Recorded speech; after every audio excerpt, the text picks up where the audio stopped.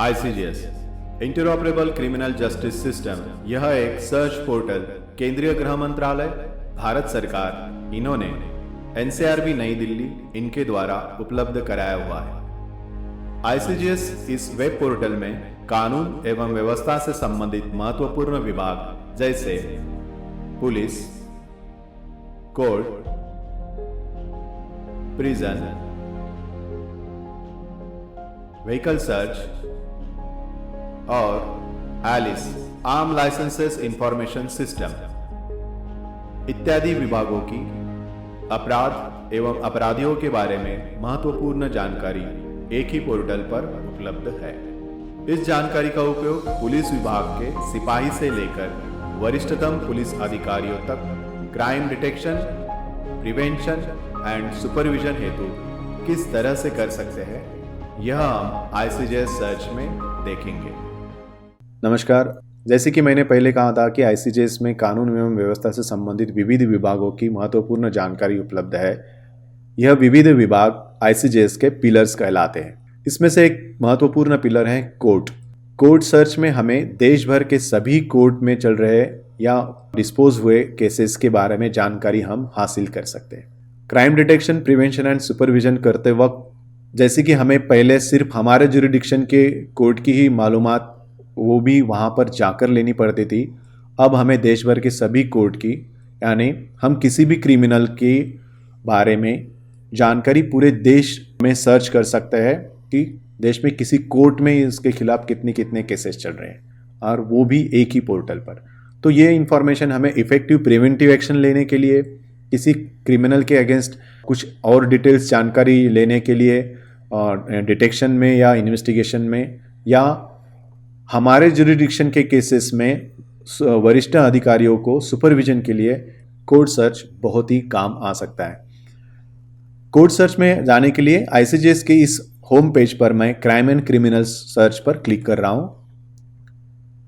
आपको आपके स्क्रीन पर इस लाइन में सभी ICJS के पिलर्स नजर आ रहे हैं। कोर्ट सर्च में जाने के लिए मैं यहां पर कोर्ट पर क्लिक कर रहा हूं। अब मुझे कोर्ट सर्च की विंडो यहां पर दिख रही है। सबसे पहले है स्टेट। अगर मैं कोई स्टेट सिलेक्ट नहीं करता हूं तो मैं पूरे देश में सर्च कर सकता हूं, या फिर यहां से मैं कोई स्टेट या यूनियन टेरिटरी को सिलेक्ट कर सकता हूं। यहां पर मैंने महाराष्ट्र स्टेट सिलेक्ट किया है और मैं सर्च कर रहा हूं। तो मुझे यहां पर 3,94,84,575 केसेस महाराष्ट्र स्टेट में दिख रही है। उसी तरह नेक्स्ट है डिस्ट्रिक्ट। अगर यहाँ पे जो भी हम स्टेट सिलेक्ट करते हैं तो उसके सभी डिस्ट्रिक्ट हमें यहाँ पर नजर आते हैं।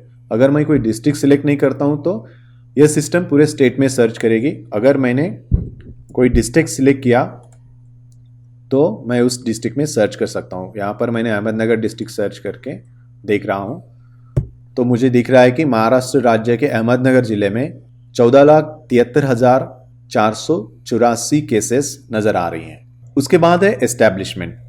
जब हम स्टेट और डिस्ट्रिक्ट सिलेक्ट करते हैं तो उस डिस्ट्रिक्ट के सभी कोर्ट एस्टैब्लिशमेंट मुझे एस्टैब्लिशमेंट ड्रॉप डाउन मेन्यू में दिखते हैं। मैं यहाँ पर एक कोर्ट एस्टैब्लिशमेंट सिलेक्ट कर रहा हूँ, district and sessions court Ahmednagar, और मैं सर्च कर रहा हूँ तो मुझे दिखता है कि 1,14,132 cases district and sessions court Maharashtra राज्य के अहमदनगर जिले में दिख रहे हैं। इस तरह से हमने देखा है कि राज्य, जिला एवं एस्टैब्लिशमेंट में हम किस तरह से सर्च कर सकते हैं। अब हम देखेंगे किसी नाम की मदद से हम पेटिशनर एवं रिस्पोंडेंट को, जैसे कि वादी और प्रतिवादी को, कैसे सर्च करें। यह इंफॉर्मेशन हमें जब किसी अक्यूज के खिलाफ हमें कोई प्रिवेंटिव एक्शन लेनी होती है, या इन्वेस्टिगेशन करते वक्त मुझे देखना है कि इस अक्यूज के बारे में और किसी जगह पर देश में कहीं केस चल रहा है या नहीं, तब यह मुझे बहुत ही उपयोगी साबित हो सकती है। एक अक्यूज है गजानन मारने। मैं इसका रिकॉर्ड देखना चाहता हूं पूरे देश भर में कितना है। तो मैंने उसका नाम यहां पर डाला है और मैं सर्च कर रहा हूं, तो मुझे यहां पर 37 केसेस उसके अगेंस्ट दिख रही है। तो इस तरह से हम किसी के नाम से केसेस सर्च कर सकते हैं। उसके बाद है जजेस नेम। हम किसी माननीय न्यायाधीश के नाम से भी केसेस सर्च कर सकते हैं।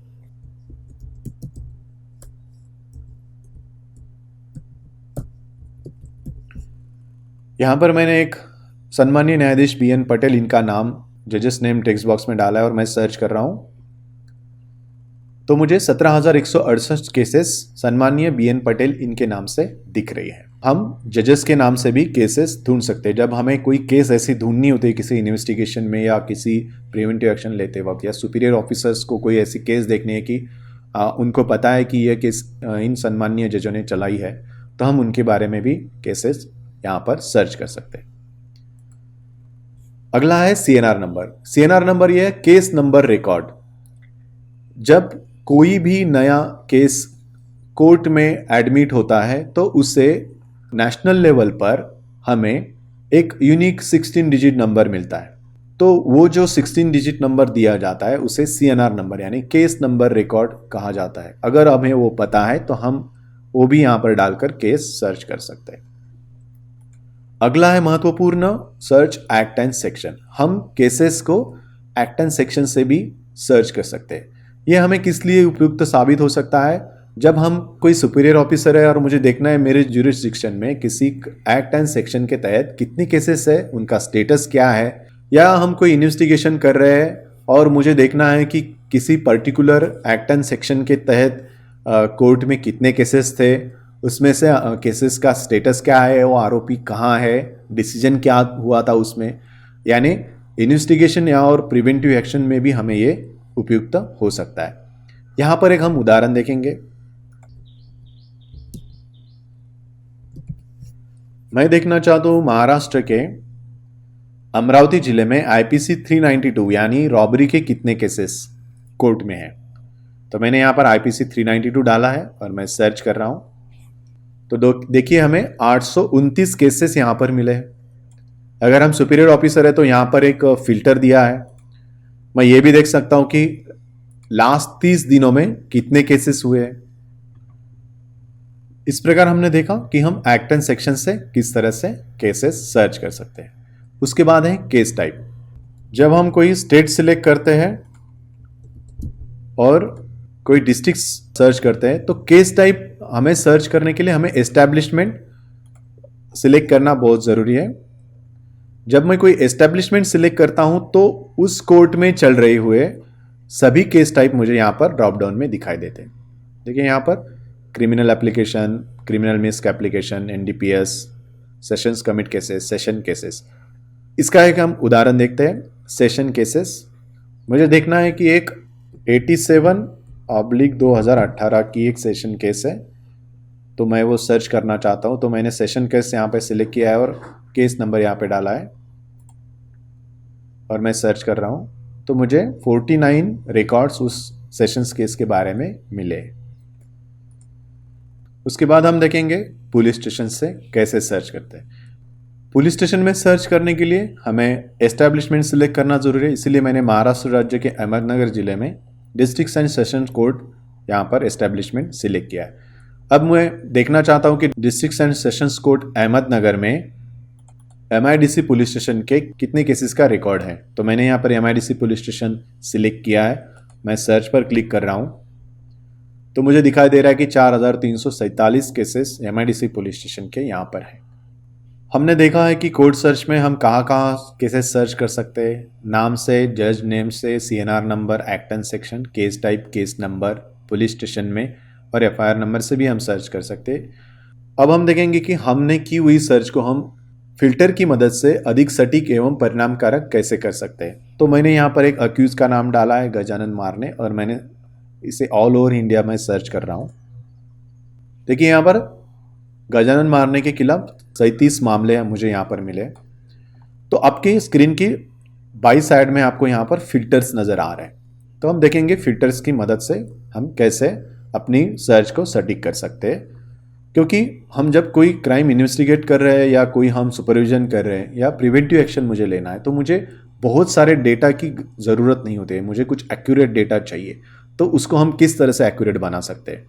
यहाँ पर देखिए फर्स्ट है रजिस्टर्ड डेट रेंज, यानी इन 37 मामलों में से कितने ऐसे मामले हैं जो पिछले 7 दिनों में, पिछले 30 दिनों में, पिछले 3 महीने में या 1 साल में या फिर 2 कस्टम डेट्स के बीच में कोर्ट में एडमिट किए हैं।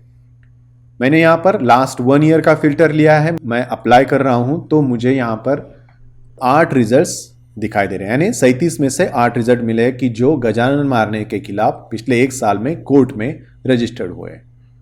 उसके बाद है अगला filter, date of decision rate. इसकी मदद से आप ये देख सकते हैं कि पिछले 7 दिनों में, 30 दिनों में, 3 महीने में, 1 साल में या 2 तारीखों के बीच इस गजानन मारने के खिलाफ आपने जो सर्च किया है उसके खिलाफ कितने डिसीजन कोर्ट में हुए हैं। यह भी हमें क्राइम डिटेक्शन, प्रिवेंशन, सुपरविजन के लिए जरूरी है।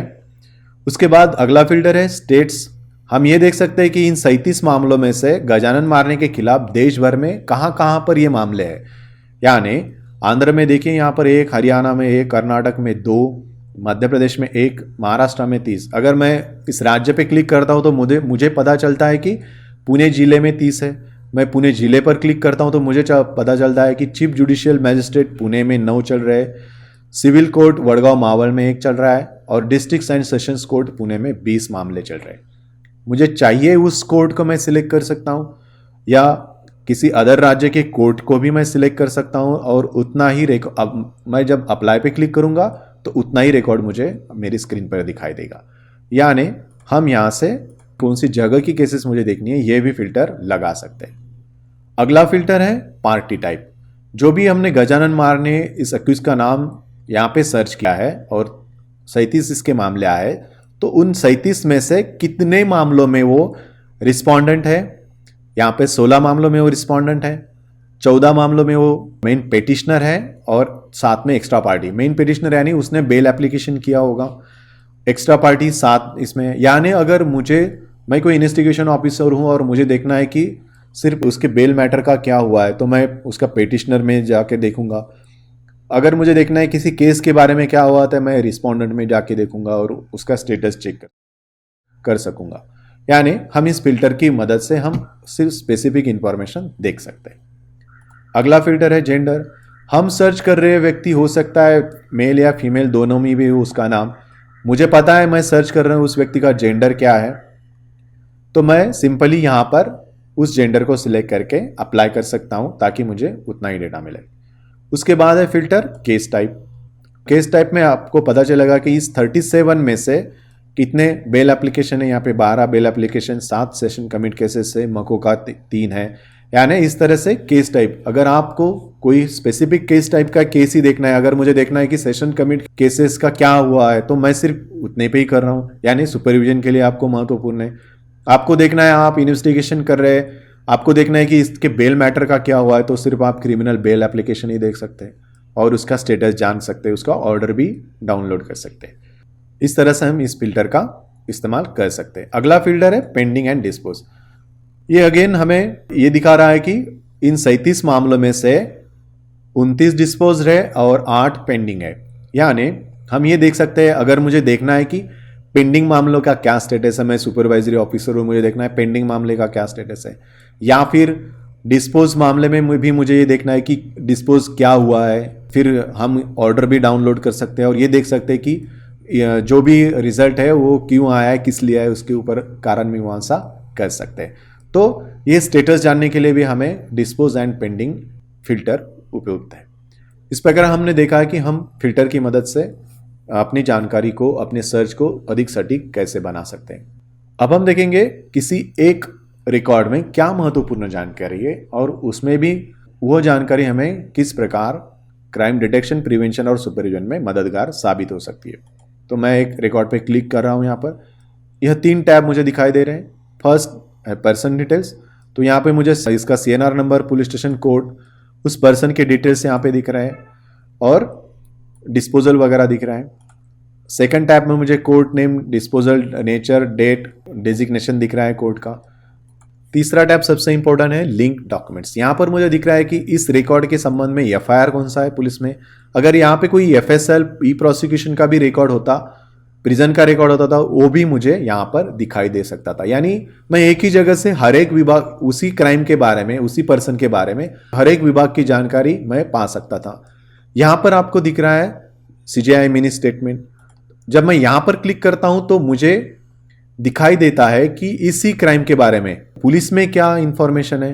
ये देखिए यहाँ पर पुलिस में FIR, उसमें एक्यूज कौन कौन है, क्या है, IO डिटेल्स क्या है, उसके बाद कोर्ट में क्या क्या मैटर्स हुए हैं, तो वो सभी CNRs इस FIR के संबंध में मुझे दिख रहे हैं। अगर इसमें कुछ प्रिजन का डाटा होता तो मुझे प्रिजन की भी इंफॉर्मेशन दिखाई देती। ई प्रोसिक्यूशन या FSL में कुछ जाता इस क्राइम में तो उसकी भी जानकारी मुझे इस मिनी स्टेटमेंट में मिलती। यानी ये मिनी स्टेटमेंट मुझे किसी भी एक क्राइम का, किसी भी एक अपराध के बारे में पूरे विभागों की जानकारी एक ही जगह पर दिखाता है। इसको हम डाउनलोड कर सकते हैं, प्रिंट कर सकते हैं, ताकि हम उसका हमें एक ओवरव्यू मिले, एक ही जगह पर सभी इंफॉर्मेशन मिले।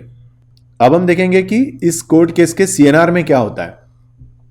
देखिए मैंने एक CNR को ओपन किया है तो आपको पता चलेगा इस case type, filing date, range, कब फाइल हुआ है, उसके बाद फर्स्ट हियरिंग और नेक्स्ट हियरिंग। देखिए अगर हम कोई अपराध का इन्वेस्टिगेशन कर रहे हैं और अक्यूज मिल नहीं रहा है तो, और हमें पता चलता है कोर्ट सर्च की कि उसके ऊपर देश भर में और किसी जगह पर कोई केस चल रहा है और वो इस केस में रेगुलरली अपीयर हो रहा है, तो जब हमें इस तरह से ये कहाँ से पता चल सकता है, ये हमें जब हम नीचे आएंगे तो हमें बिजनेस डिटेल्स होता है कोर्ट का डे टू डे, उसमें अगर हमें यहाँ पे पता चला कि अपीयरेंस है उसका, तो हम इस नेक्स्ट हियरिंग की मदद से जब भी कोई नेक्स्ट हियरिंग होगी तो उस वक्त वहाँ पर हाजिर रहकर उस अक्यूज को हिरासत में ले सकते हैं।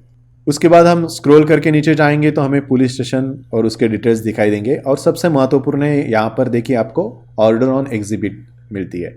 यानी जब भी हमारे क्राइम के रिलेटेड कोई कोर्ट में कोई डिसीजन होता है, कोई बेल एप्लीकेशन हो, कोई एप्लीकेशन हो या कोई कोर्ट का डिसीजन हो, तो हमें कोर्ट के ऑर्डर लेने में बहुत देर लग जाती है। हम एप्लीकेशन देते हैं, फिर उसके बाद वो प्रोसेस होता है। लेकिन यहाँ पर हम उस कोर्ट केस को सर्च करके जब मैं उस CNR पर जाता हूँ इस तरह से और यहाँ पर ऑर्डर ऑन एग्जिबिट पे क्लिक करता हूँ तो देखिए वह ऑर्डर आपके स्क्रीन पर आ जाएगी और हम यहाँ से उसको डाउनलोड भी कर सकते हैं और प्रिंट भी कर सकते हैं, ताकि हमें इन्वेस्टिगेशन में पता चले कि उसकी बेल के बारे में क्या हुआ या अदर किसी केस के डिसीजन में क्या हुआ है। इस तरह से बहुत ही महत्वपूर्ण जानकारी हमें यहाँ पर CNR नंबर और मिनी स्टेटमेंट में किसी एक रिकॉर्ड में मिलती है। हमने कोर्ट सर्च में देखा है कि हम कहाँ कहाँ पर सर्च कर सकते हैं, जिसमें स्टेट, डिस्ट्रिक्ट, एस्टैब्लिशमेंट। फिर हमने देखा है कि नाम से कैसे सर्च कर सकते हैं, सम्मानीय जजेस के नाम से, CNR नंबर से, act and section. Establishment select करने के बाद केस टाइप और केस नंबर से कैसे सिलेक्ट कर सकते हैं या फिर पुलिस स्टेशन में कैसे सर्च कर सकते हैं। उसके बाद हमने देखा कि हमारी सर्च को और प्रभावी और सटीक बनाने के लिए हम फिल्टर्स का कैसा इस्तेमाल कर सकते हैं। देन आखिरी में हमने देखा कि किसी एक रिकॉर्ड में क्या महत्वपूर्ण इंफॉर्मेशन है, CNR में क्या इंफॉर्मेशन होती है। हम एक ही FIR के बारे में अलग अलग डिपार्टमेंट की जानकारी मिनी स्टेटमेंट में किस प्रकार देख सकते हैं। मुझे आशा है कि कोर्ट सर्च आपको किसी इन्वेस्टिगेशन में या प्रिवेंटिव एक्शन लेते वक्त या सुपीरियर ऑफिसर्स को सुपरविजन करते वक्त बहुत ही मददगार साबित होगा। धन्यवाद।